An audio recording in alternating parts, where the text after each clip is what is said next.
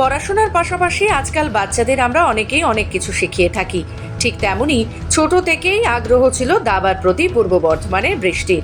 তারপর থেকে এক এক করে গুটি এগোতে এগোতে 12তম ন্যাশনাল অ্যামেচার চ্যাম্পিয়নশিপ 2025 বিলো 2300 মহিলা বিভাগে চ্যাম্পিয়ন পূর্ব বর্ধমানের মেমারির বৃষ্টি মুখার্জি। গোটা দেশ জুড়ে মোট 6টি বিভাগে 466 জন দাবাড়ু এই প্রতিযোগিতায় অংশগ্রহণ করে, যার মধ্যে বিলো 2300 বিভাগে চ্যাম্পিয়ন হয় বৃষ্টি। 5.5 বছর বয়স থেকেই দাবা খেলা শুরু করে পূর্ব বর্ধমানের মেমারির বাসিন্দা বৃষ্টি মুখার্জি। এর আগেও অনেকবার ডিস্ট্রিক্ট চ্যাম্পিয়ন, 13 বার স্টেট চ্যাম্পিয়ন, ন্যাশনাল চ্যাম্পিয়নও হয়েছে 2 বার। আগামী দিনে বিশ্ব চ্যাম্পিয়ন হওয়ার স্বপ্ন দেখে বৃষ্টি। এদিন বৃষ্টি অভিমানের সঙ্গে বলে, এত ভালো খেলেও চ্যাম্পিয়ন হয়েও যোগ্য সম্মান সে পাচ্ছে না। কথা বলতে গিয়ে এক রাশ অভিমান বেরিয়ে এলো বৃষ্টির মুখ থেকে। National amateur below 2300 women chess champion, এটা জাতীয় খেলা, তো রাজ্য টোটাল 466 জন অংশগ্রহণ করেছিল, সমস্ত ক্যাটাগরি মিলিয়ে 6টা ক্যাটাগরিতে খেলা হয়েছিল। না, এর মধ্যে অনেকে গেছিল এবং আমাদের যে 6টা ক্যাটাগরি বললাম, 3টে গ্রুপ, 3টে মেয়েদের গ্রুপ, 3টে বয়েজ গ্রুপ। তো টোটাল যে 6টা চ্যাম্পিয়ন হয়েছে, 6টা চ্যাম্পিয়নের মধ্যে 3টে চ্যাম্পিয়ন কিন্তু ওয়েস্ট বেঙ্গল আছে। 2টো ওয়েস্ট বেঙ্গল মেয়ে, একজন ওয়েস্ট বেঙ্গলের বয়েজ ক্যাটাগরি। আমি যেমন হাইয়েস্ট উইমেন ক্যাটাগরি বিলো 2300, এছাড়াও ছিল বিলো 1700 আর বিলো 2000। সত্যি তো, ফুটবল বা অন্য কোনো খেলা নিয়ে যতটা উন্মাদনা দেখা যায়, দাবা নিয়ে ততটা উন্মাদনা নেই বাংলা জুড়ে।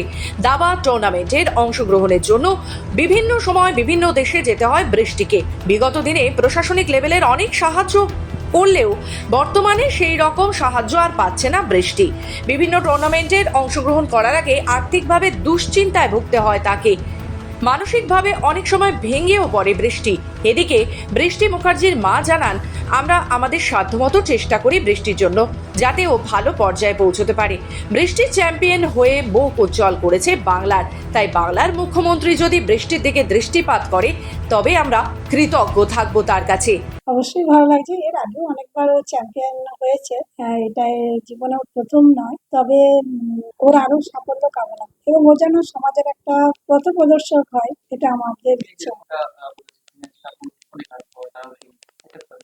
খুব তো একটা প্রশাসনিক স্তরে একটা হেল্প যে নেই, মানে এটা তো একটা দুর্ভাগ্যজনক ঘটনা। অথচ একটা সময় 2011 সাল বিধানসভাতে গিয়েছিলাম, তখন ক্রীড়ামন্ত্রী হয়েছিলেন মদন মিত্র।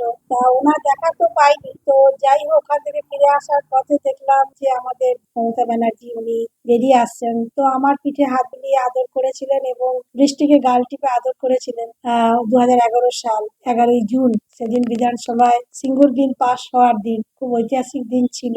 তো ওই দিন যেভাবে উনি আদর করলেন, ভাবলাম যে আমার মেয়ে যদি কিছু করে, তখন চেসের কিছুই জানতো না, তাই তখন আমাদের কিছু বলার ছিল না। তো তার পরবর্তীকালে যখন এত কিছু হলো, হয়তো কন্যাশ্রী পুরস্কার পেয়েছে, সবই ঠিক, কিন্তু ব্যক্তিগতভাবে মদন মিত্র সাহেবের হেল্প ছিল তৎকালীন আমলে। তখনও চেস কিছুই জানতো না, উনি টাকা দিয়ে হেল্প করেছিলেন। কিন্তু তার পরবর্তীকালে আমরা যখন স্পোর্টস কমপ্লেক্সে ওর ফাইল বিভিন্ন জমা দিয়েছি, এনি হাউস সে সমস্ত ফাইলগুলো, বা বর্ধমানেও যে জমা দিয়েছিলাম, পরবর্তীকালে 18 সালের পর থেকে সে সমস্ত ফাইলগুলো নাড়াচাড়া হয়।